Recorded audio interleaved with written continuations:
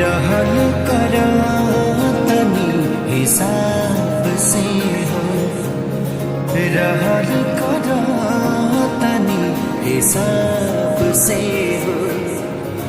बड़ू आजकल बड़ा सबाब पे हो, दुश्मन बगिया के बनवालू, बोला काहे खुशबू तू चोरावालू गुलाब से हो। रहल करा तनी हिसाब से हो, बड़ू आजकल बड़ा सबाब पे हो।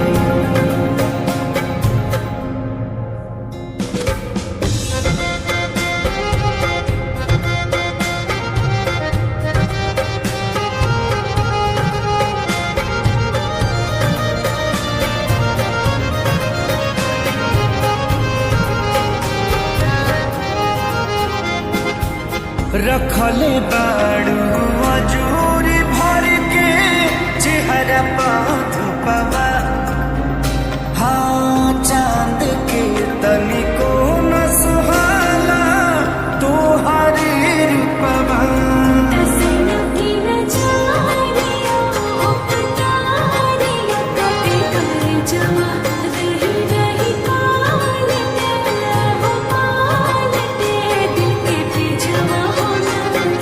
मनवाई गोला सराबी बाटे बनलई ओठावा गुलाबी, कसरब से हो। रहल करा तनी हिसाब से हो, दारू आजकल बड़ा सबाब पे हो।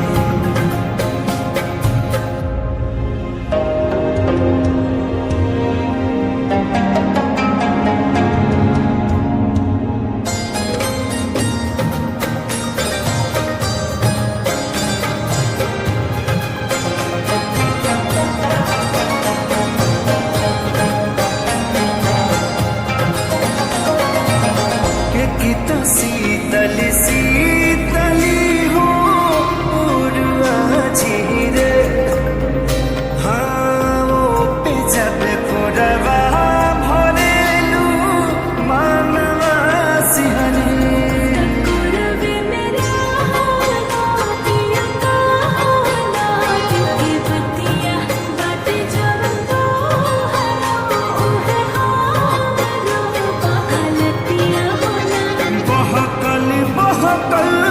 जवानी बड़ुल झल कौन कहानी किताब की हो।